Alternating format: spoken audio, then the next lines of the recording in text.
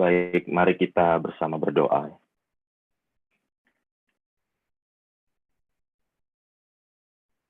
Bapa kami yang di surga, sesungguhnya inilah kerinduan hati kami, Tuhan. Kami mau terus menyenangkan hati Tuhan seumur hidup kami. Namun kami sadar, Tuhan, di dalam kelemahan, di dalam keinginan daging kami, seringkali kami justru mendukakan hati Tuhan. Hati kami condong ke hal-hal yang lain, bukan kepada Tuhan. Pikiran kami lebih sering memikirkan hal-hal yang lain, bukan Tuhan dan firman-Mu. Tangan dan kaki kami seringkali melakukan hal-hal yang tidak berkenan justru di hati Tuhan. Karena itu ya Tuhan, hari ini kami mau sekali lagi tunduk. Kami mau sekali lagi merendahkan diri di hadapan Tuhan. Kami ingin sekali lagi membuka tangan kami, berserah. Dan kami memohon kiranya Roh Kudus boleh terus bekerja dan memenuhi kami, menguasai kami. Terlebih khusus ya Tuhan, ketika hari ini kami mau merenungkan akan kebenaran firman Tuhan. Biarlah Engkau yang menolong kami, menuntun kami, agar kami boleh mengerti apa yang menjadi kehendak-Mu. Terlebih ya Tuhan, kami boleh dikuatkan, diberikan kembali semangat yang menggebu-gebu untuk kembali kepada Tuhan, menyembah Tuhan, melakukan firman Tuhan. Terima kasih ya Tuhan untuk kesempatan yang indah ini. Berkati dan sertai juga hamba-Mu di dalam segala kelemahannya ya Tuhan. Kiranya Engkau yang membimbing dan menuntun hamba-Mu di dalam menyampaikan perenungan firman itu. Terima kasih ya Tuhan. Kami serahkan waktu perenungan firman Tuhan ke dalam tangan pimpinan Tuhan. Roh Kudus, bekerjalah ke dalam diri masing-masing setiap kami, dimanapun kami berada. Terpujilah nama-Mu ya Tuhan. Di dalam nama Tuhan Yesus, kami berdoa. Amin. Baik, sekali lagi saya rindu menyapa Bapak Ibu Saudara sekalian. Ya, Shalom. Puji nama Tuhan, ya kita boleh beribadah bersama ya melalui Zoom meeting maupun saudara sekalian yang mengikuti live streaming dari channel YouTube ya. Kita bersyukur kalau hari ini kita bisa beribadah bersama dan kita percaya bahwa semua ini bisa terjadi atas perkenanan Tuhan ya saudara. Walaupun saat ini kondisi sangat tidak ideal begitu ya, namun kalau hari ini kita masih bisa beribadah secara bersama-sama, ya kan, kita masih bisa melakukan communal worship, ini adalah sebuah anugerah Bapak Ibu Saudara ya. Kita sebagai satu tubuh Kristus bisa bersama-sama datang kepada Tuhan, meresponi panggilan Tuhan. Karena itu saudara, hari ini saya rindu mengajak kita untuk merenungkan satu tema yang sangat penting ya untuk kita renungkan, yaitu worship in truth, ya menyembah di dalam kebenaran. Dan kalau Bapak Ibu Saudara familiar dengan frasa ini, menyembah di dalam kebenaran, benar saja ya, karena minggu lalu saya dengar kabarnya Bapak Ibu Saudara juga merenungkan ya satu bagian firman Tuhan, yaitu menyembah di dalam roh gitu. Dan sekali lagi saya rindu mengajak kita semua untuk membaca firman Tuhan yang terambil di dalam Yohanes ya. Sekali lagi saya ingin mengajak kita bersama membaca bagian firman Tuhan ini di dalam Injil Yohanes pasal yang keempat ayat yang ke-21 hingga ke-26.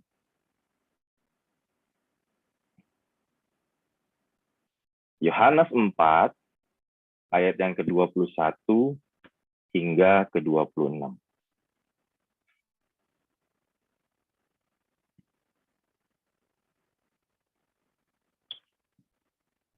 Saya akan bacakan bagi Bapak Ibu Saudara sekalian.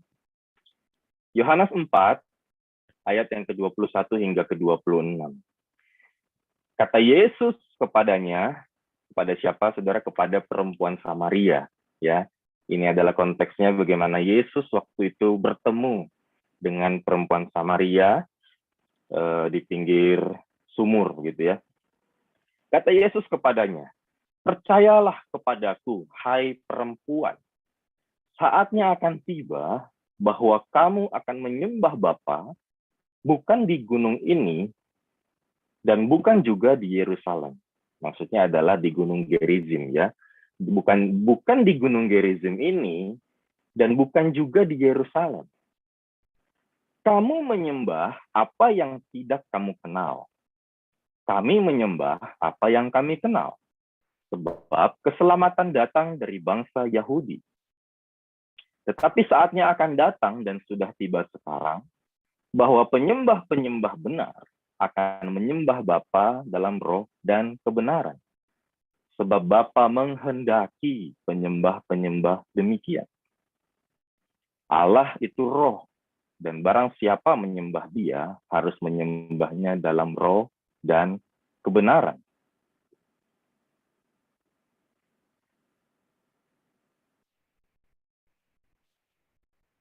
Jawab perempuan itu kepadanya, aku tahu bahwa Mesias akan datang, yang disebut juga Kristus. Apabila ia datang, ia akan memberitakan segala sesuatu kepada kami.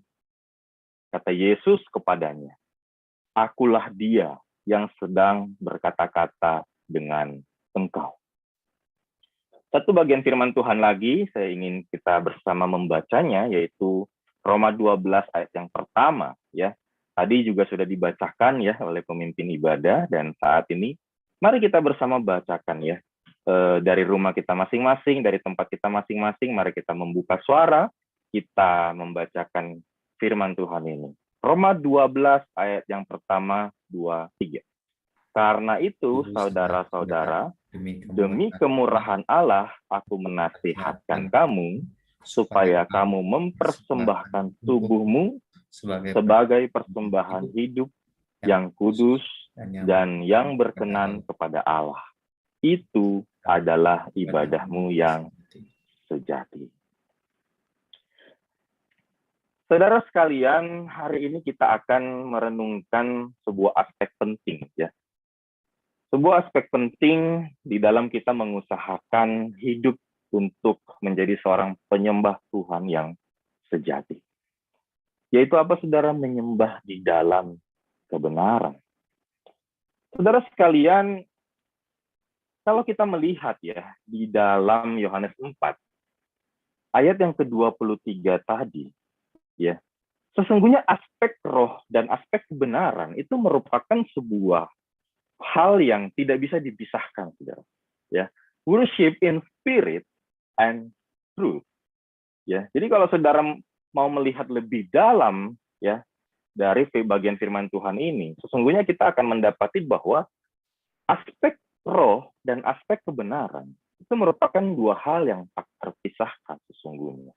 Ya, tidak bisa kita pisahkan. Nah, kalau kita menyembah di dalam kebenaran, maka kita harus menyembah di dalam roh.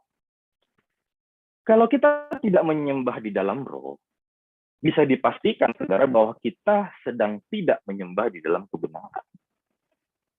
Karena saudara, tidak mungkin seseorang itu mengatakan dirinya dia menyembah di dalam kebenaran, namun dia tidak menyembah di dalam roh. Karena itu, saudara, ketika Anda mendengarkan khotbah ini dan saudara expect begitu bahwa saudara mau mendapatkan sebuah jawaban yang sederhana, bagaimana sih kita itu mau menyembah di dalam kebenaran, maka saya bisa katakan sederhananya adalah lakukanlah apa yang sudah dikhotbahkan minggu lalu, saudara.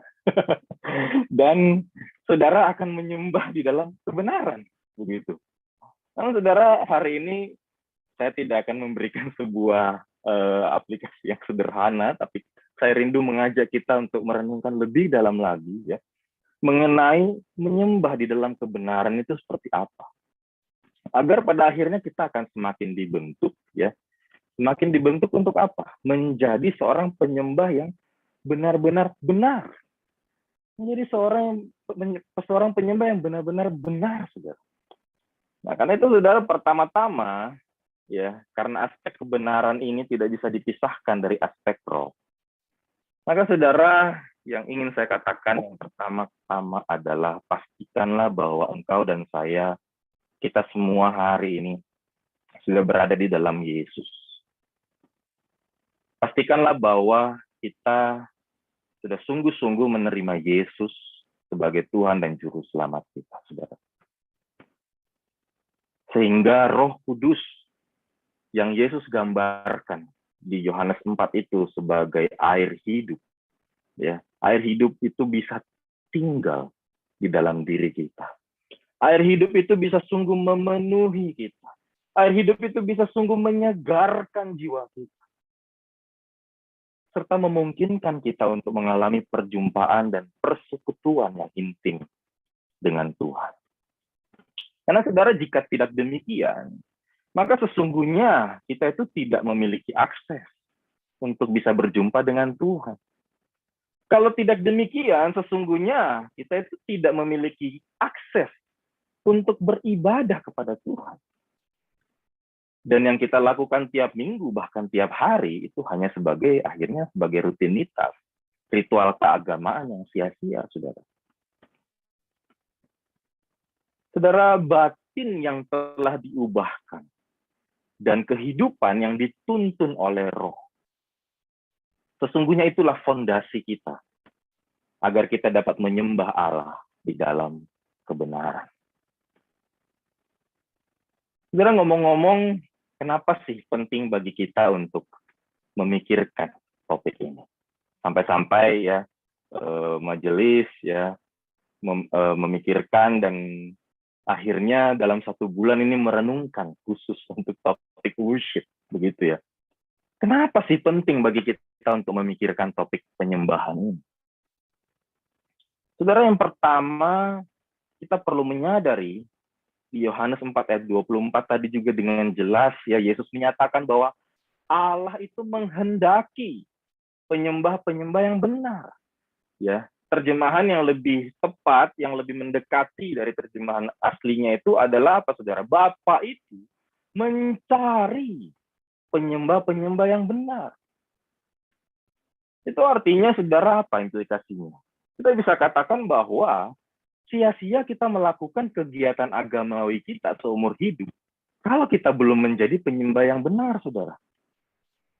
Karena yang Bapa cari itu penyembah yang benar. Dan Bapa menghendaki setiap kita menjadi penyembah yang benar.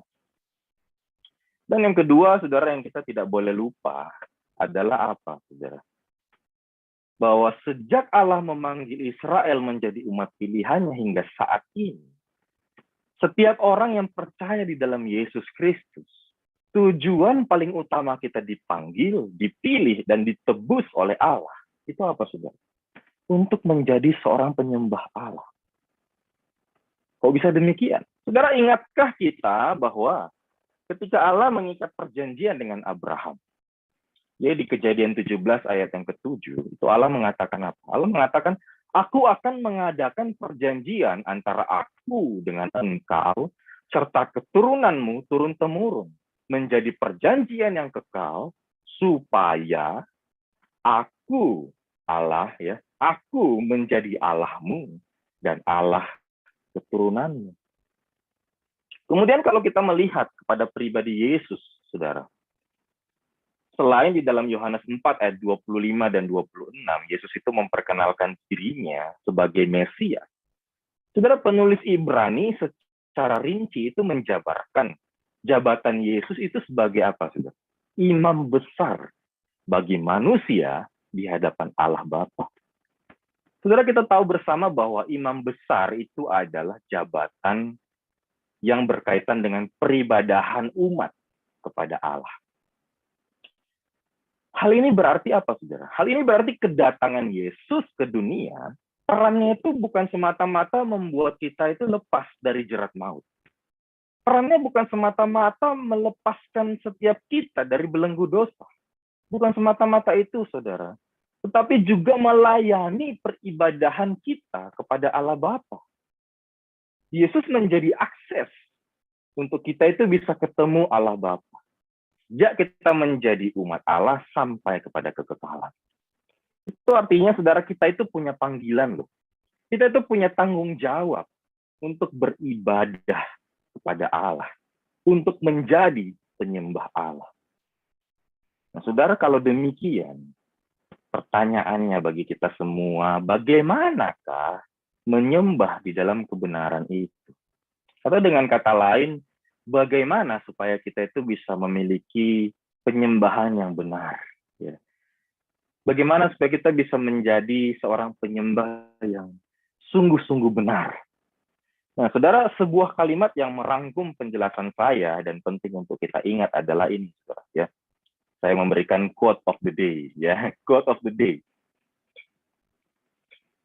Penyembahan yang benar merupakan aktivitas menyembah yang ditujukan dan berpusat kepada Allah Tritunggal dengan cara yang diperkenan olehnya.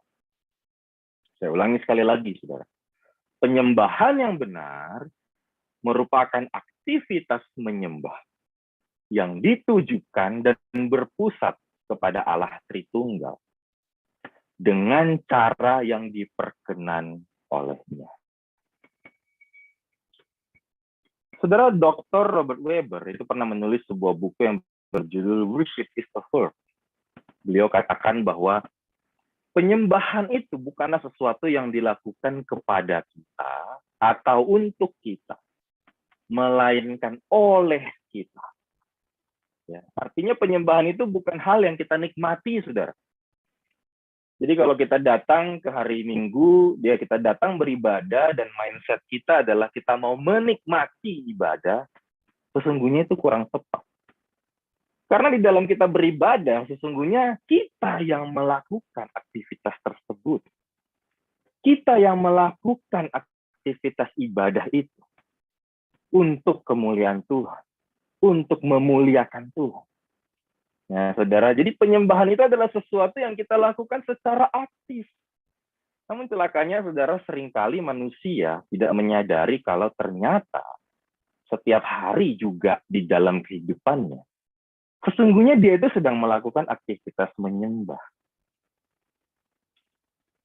Saudara, dalam Kamus Besar Bahasa Indonesia itu menerjemahkan kata beribadah. Itu adalah perbuatan untuk menyatakan bakti. Ya, perbuatan untuk menyatakan bakti. Dan kata bakti itu apa, saudara? Tunduk, setia, menghambakan diri. Ya, saudara, jadi kata beribadah itu sendiri, pada hakikatnya itu berarti apa? Perbuatan untuk tunduk, ya, perbuatan untuk setia, perbuatan untuk menghambakan diri. Dan kalau kita lihat ya, akar kata dari bahasa Inggrisnya misalnya ya, worship, ya, itu berasal dari kata worship, yang berarti seseorang atau sesuatu yang berharga dan dimuliakan. Nah, saudara, kalau demikian, sesungguhnya dapat kita katakan bahwa setiap manusia, setiap harinya secara aktif, itu melakukan kegiatan penyembahan. Cuma yang jadi masalah, kepada siapa kita menyembah, saudara. Saudara, kata beribadah itu ternyata memiliki pengertian yang lebih luas dari sekedar kebaktian hari Minggu. Yang perlu kita tanyakan kepada diri kita hari-hari ini ya. Saya itu tunduk kepada siapa? Saya itu setia kepada siapa sih? Saya itu menghambakan diri saya itu kepada siapa? Atau kepada apa? Saudara, inilah yang membedakan seorang penyembah yang sungguh-sungguh benar dengan yang tidak di dalam kebenaran. Saudara, untuk memastikan kita adalah penyembah yang benar, saya ingin men-sharingkan ada 2 indikator yang juga secara eksplisit ya ada di dalam nats yang kita sudah bacakan. Indikator yang pertama adalah objek dan pusat penyembahan kita itu harus benar, saudara. Objek dan pusat penyembahan kita itu harus benar. Saudara, kalau kita berbicara tentang kebenaran, sekejap bagi kita orang Kristen, mungkin di pikiran kita itu kita mengerti, oh harus sesuai dengan firman Tuhan.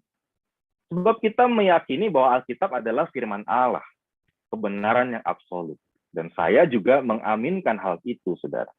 Maka dari itu perenungan kita hari ini juga berdasar dari firman Allah. Dan memang benar, seluruh pemahaman dan aktivitas menyembah yang kita lakukan, itu harus dibentuk dari firman Allah. Bukan dari apa kata orang. Bukan karena kita ikut-ikutan tokoh sebelah, saudara. Tapi dari Alkitab, firman Allah. Ini perkataan Yesus di Yohanes 4 ayat yang ke-22 sesungguhnya memberikan kita clue, memberikan kita petunjuk. Ya. Yohanes 4 ayat yang ke-22 itu. Kamu menyembah apa yang tidak kamu kenal. Tapi kami menyembah apa yang kami kenal. Sebab keselamatan datang dari orang Yahudi, bangsa Yahudi. Saudara, orang Samaria itu tidak tahu jelas. Mereka itu melakukan semua ritual keagamaan itu sesungguhnya buat siapa dan karena apa. Saudara, bisa kita mengerti karena orang Samaria itu hanya menerima Taurat Musa, saudara. Sehingga banyak keterbatasan dalam mengenal Allah. Ya, Allah yang seperti apa yang mereka sembah, begitu ya. Namun berbeda dengan orang Yahudi. Yesus katakan kami mengetahui dengan lebih jelas siapa yang kami sembah. Ya, banyak nubuatan tentang pribadi dan perbuatan Allah bagi orang-orang bangsa pilihannya di masa yang lampau yang mereka tahu. Bahkan juru selamat itu lahir dari orang Yahudi. Saudara, sehingga bisa ada kemungkinan, saudara, frasa ini ya, keselamatan itu datang dari bangsa Yahudi. Kemungkinan ini pernyataan Yesus ini akhirnya men-trigger juga ingatan perempuan Samaria ini terkait Mesias, ya, yang ada di ayat 25 itu. Saudara, di sini kita bisa mengerti apa, saudara?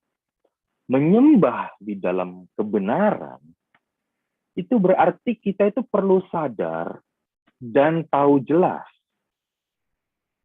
siapa yang kita sembah. Ya, itu berbicara tentang objeknya.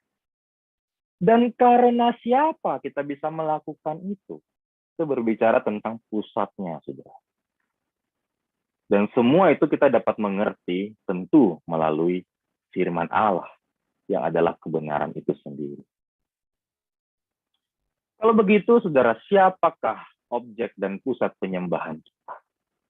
Ya, siapakah objek dan pusat penyembahan kita? Ayat yang ke-23 ya Yesus lebih jelas menyatakan, penyembah yang benar harus menyembah siapa, saudara? Bapa, Allah Bapa. Loh, jadi apakah artinya kita tidak menyembah Yesus? Apakah artinya kita tidak menyembah Roh Kudus? Saudara, ternyata bukan itu maksud dari Yesus.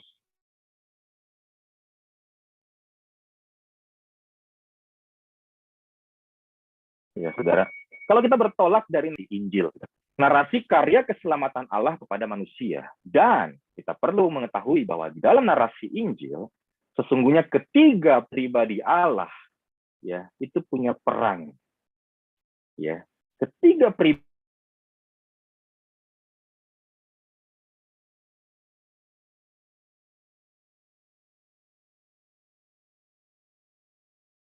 pribadi Allah itu punya perannya, Mas. Ketika kita menerima Yesus percaya kepada Yesus sebagai Tuhan dan Juru Selamat kita, Roh Kudus itu membaharui batin kita. Roh Kudus itu tinggal di dalam hidup kita. Ya. Dan karena Yesus telah menebus kita, mendamaikan kita, dan membenarkan kita, maka kita itu bisa dengan berani datang menghadap Bapa. Nah, itu saudara. Sehingga ketika Yesus mengatakan bahwa kita itu menyembah Bapa, kita itu tidak boleh jatuh kepada kesimpulan, oh kalau gitu hanya pribadi Bapa saja berarti yang kita sembah. Yesus yang ngomong kok, Alkitab tulis. Yesus dan Roh Kudus, enggakkah begitu?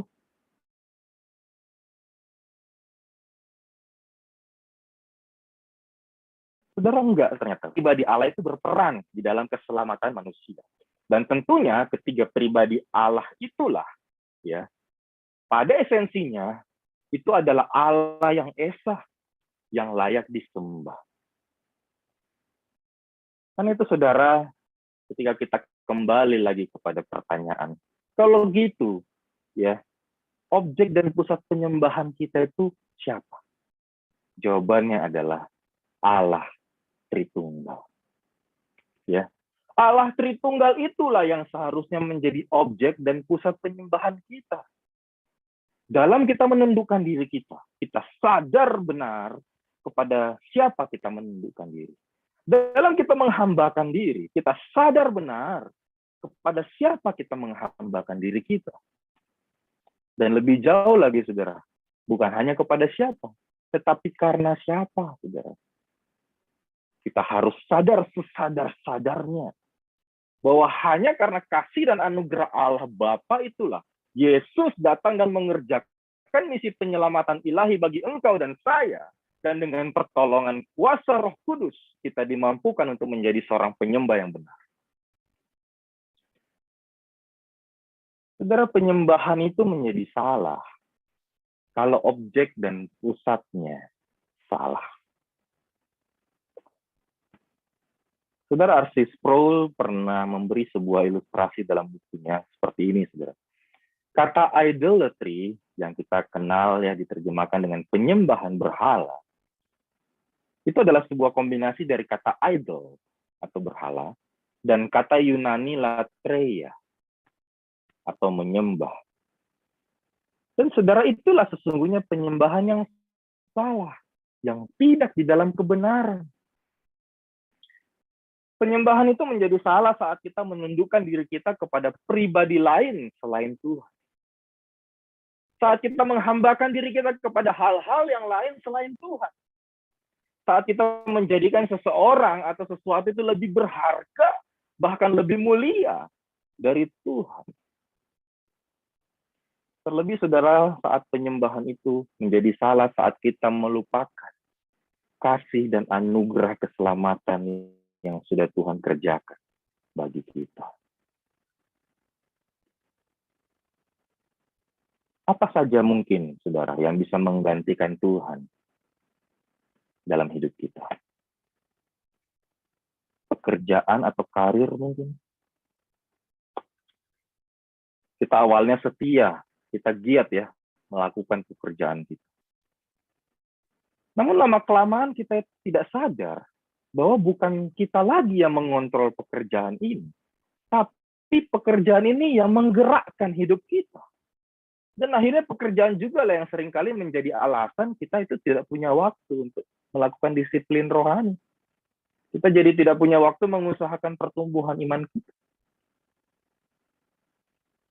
Hal yang lain apa mungkin, saudara? Uang mungkin. Saudara, orang berkata bahwa uang memang bukan segalanya, tetapi di dunia ini kita itu butuh uang. Apalagi masa-masa seperti ini ya. Dan saya tahu betul, saudara, tentu kita hidup di dunia ini kita perlu uang, saudara.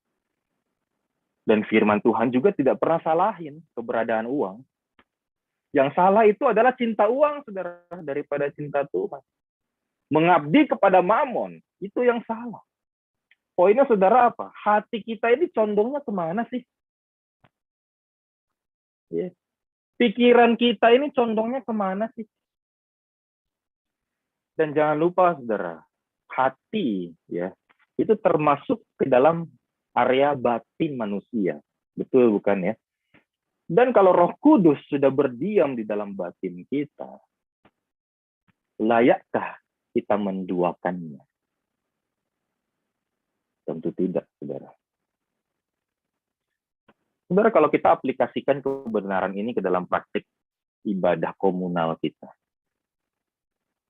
mungkin pertanyaan yang bisa menuntun kita untuk mengevaluasi diri apa sih?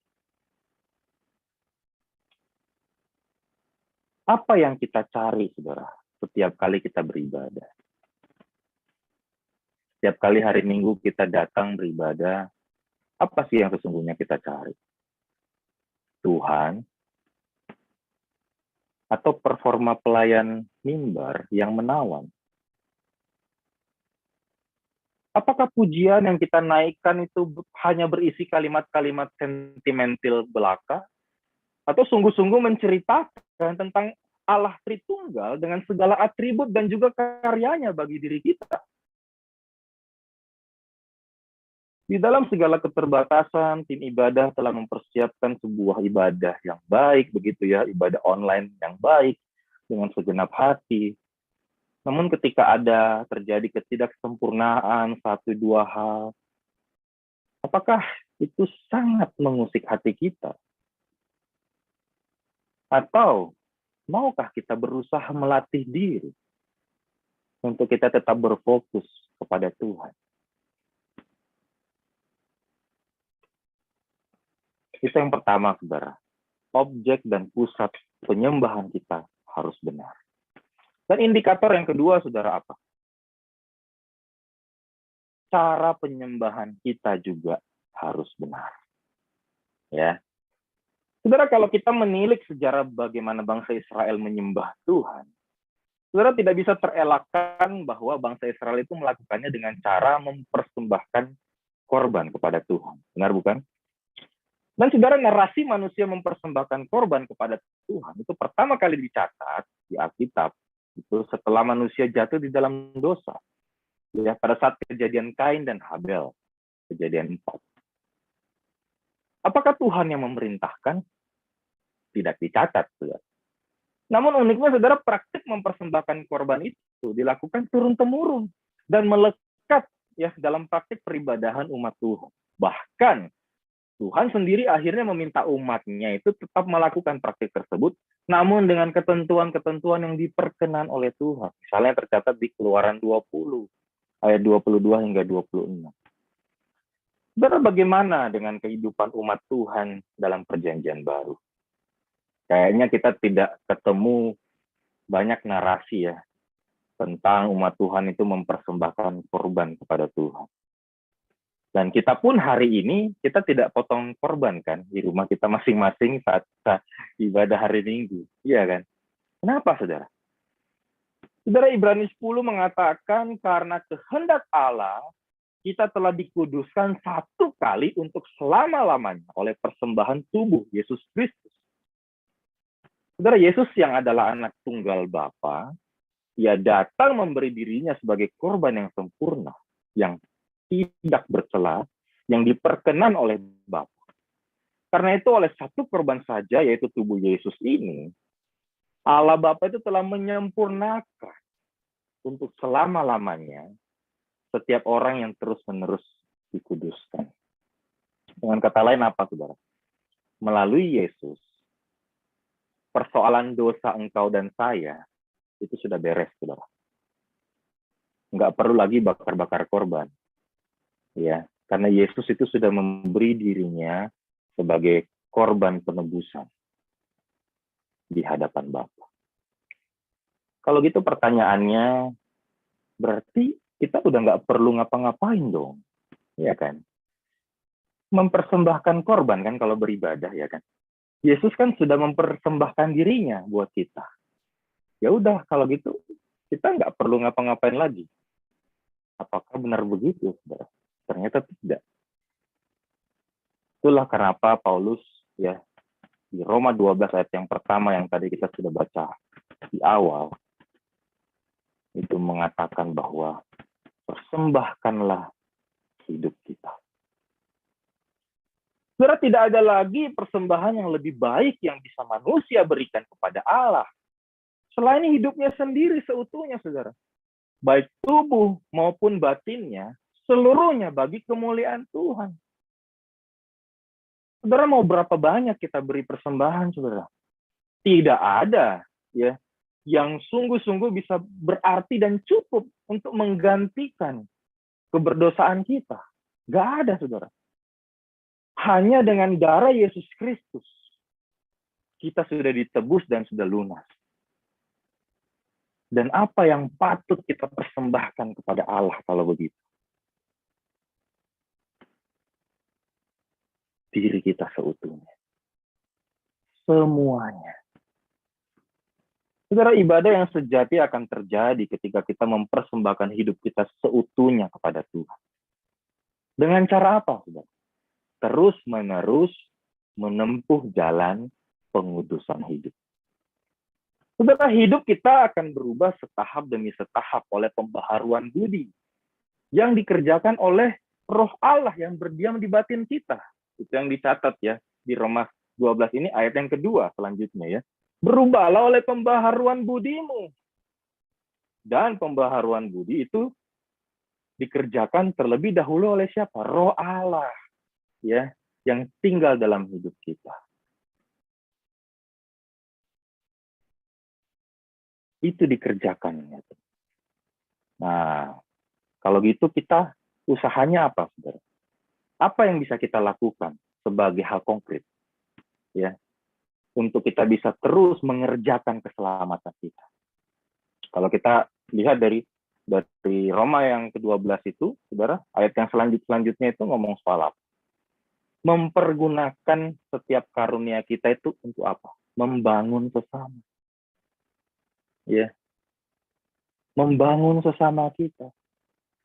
Dan kalau kita lihat lebih lanjut lagi, konteks dekat dari bagian firman Tuhan itu apa, saudara?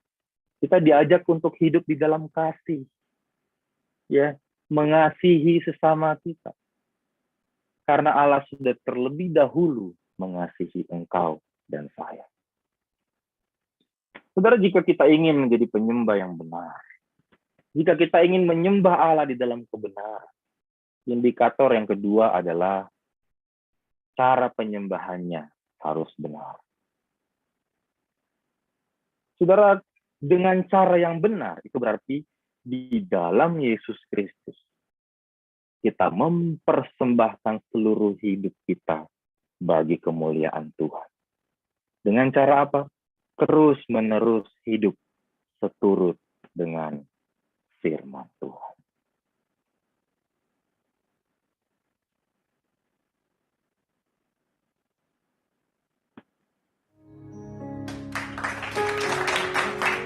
Lift your hands all over the sanctuary as an act of surrender. Lord, we surrender our lives to you.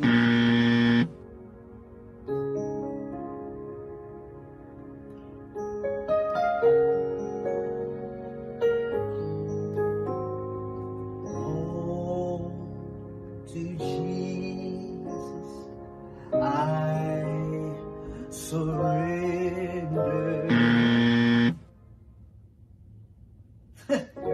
Lift your hands, lift your hands. Oh, to Jesus I surrender.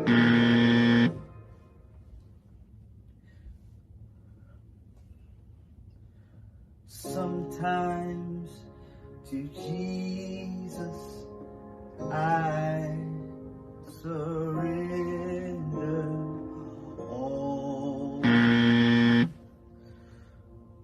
Sometimes to him I freely give. Oh, I surrender. Oh,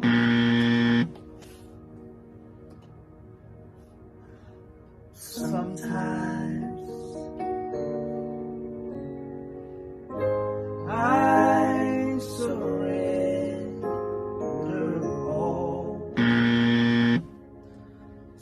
sometimes. Oh, sometimes to thee, my blessed Savior, I surrender. Sometimes.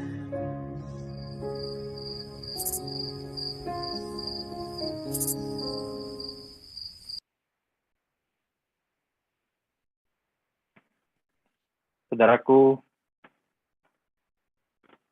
kita mungkin bisa melakukan penyembahan kepada Allah, tapi belum sepenuhnya dengan cara yang diperkenan oleh Allah. Kita mungkin sudah di dalam Yesus, namun kita belum sepenuhnya mempersembahkan hidup kita kepada Tuhan. Saudara, mempersembahkan hidup kepada Tuhan bukan hanya berbicara soal menjadi hamba Tuhan sepenuh waktu, melainkan berbicara soal menyerahkan seluruh keberadaan diri kita untuk dibentuk, untuk diubah oleh Tuhan, saudara. Sehingga kita menjadi pribadi yang penuh kasih. Kita menjadi pribadi yang keberadaan kita itu ditunggu-tunggu oleh orang. Karena apa? Kita itu bisa membangun sesama kita, bukan menjatuhkan. Kedatangan kita itu membawa damai, bukan menjadi batu sandungan. Saudara, sadarilah bahwa penyembahan kepada Allah itu lebih dari sekedar bergereja setiap minggu. Lebih dari sekedar bernyanyi, saudara. Lebih daripada memberi seberapa banyak uang atau waktu kita mungkin. Lebih daripada ritual agama, saudara. Sebab kita tetap dapat bisa melakukan hal-hal tersebut tanpa kita hidup di dalam penyembahan kepada Allah. Sama seperti bangsa Israel yang di mana Allah murka. Sebab Allah katakan mereka itu munafik. Mereka mendekat dengan mulutnya, mereka memuliakan dengan bibirnya, tapi hatinya jauh dari Tuhan. Saudara, bersyukur karena ketika apa yang kita nyanyikan ternyata tidak sesuai dengan apa yang kita hidupi, tidak ada buzzer yang benar-benar dibunyikan saat itu, saudara. Tapi saudara, sadarkah kita seberapa sering Roh Kudus itu membunyikan buzzer itu di dalam batin kita, namun kita itu tidak mengindahkannya. Mungkin melalui firman yang kita baca, melalui pujian yang kita dengar, melalui teguran orang lain, mungkin juga melalui teladan hidup yang Tuhan izinkan kita lihat. Atau bahkan juga Roh Kudus bekerja ya, melalui hati nurani kita.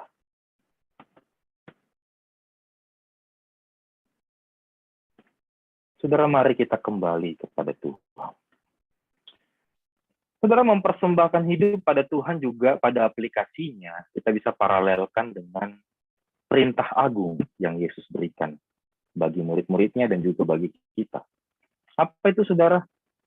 Yang pertama, kasihilah Tuhan Allahmu dengan segenap hatimu, dengan segenap jiwamu, dengan segenap akal budimu, dengan segenap kekuatanmu, seutuhnya, saudara.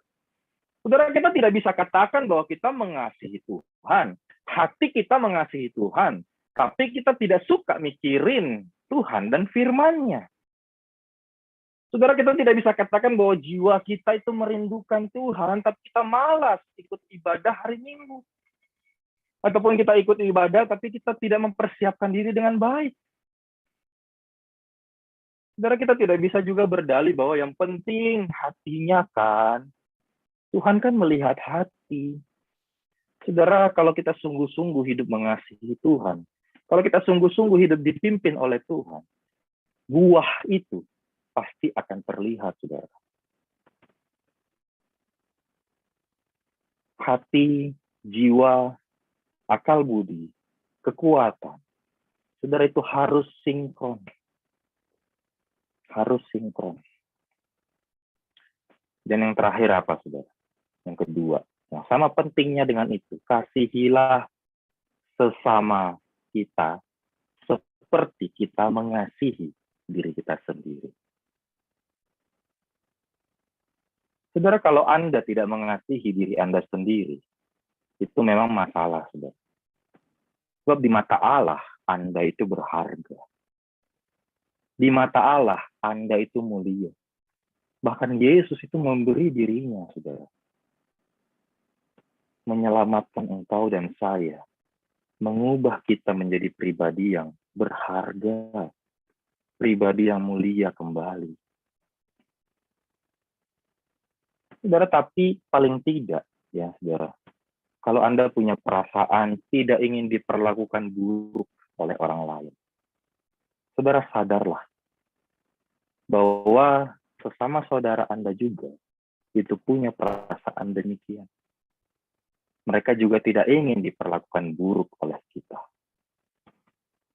Karena itu saudara, kasihilah sesama kita. Pada akhirnya, saudaraku, selamat berjuang, ya. Selamat berjuang menjadi seorang penyembah yang benar. Selamat berjuang menjadi seorang yang menyembah Tuhan di dalam kebenaran. Dengan cara apa? Memastikan diri kita bahwa hanya menyembah Allah Tritunggal. Memastikan diri kita bahwa kita tidak pernah melupakan karya keselamatan yang sudah kita terima dari Tuhan. Dan memastikan diri kita terus setia mengusahakan hidup seturut dengan firman Tuhan. Sampai kita berjumpa kembali dengan Tuhan di surga. Amin. Mari kita berdoa, saudara. Bapa di surga, kami datang kepadamu. Sekali lagi kami memohon, kiranya Roh Kudus boleh menguasai seluruh hidup kami, ya Tuhan. Dan biarlah karya keselamatan Yesus itu boleh terus menginspirasi kami, memotivasi kami, untuk boleh hidup juga bagi kemuliaan Tuhan. Mempersembahkan seluruh hidup kami bagi kemuliaan Tuhan. Bapa di surga, di dalam situasi kondisi dunia ini yang penuh dengan tantangan, kami tahu Tuhan, kami lemah, kami tidak berdaya. Karena itu biarlah Tuhan sendiri yang terus memegang kami, terus memampukan kami, ya Tuhan. Agar pada akhirnya kami boleh menjadi seorang penyembah yang benar, yang seturut dengan kehendak Tuhan. Ya Tuhan, biarlah Engkau terus mengingatkan kami akan kebenaran ini dan menolong kami untuk boleh melakukannya. Terpujilah nama-Mu, ya Tuhan. Di dalam nama Tuhan Yesus kami berdoa. Amin.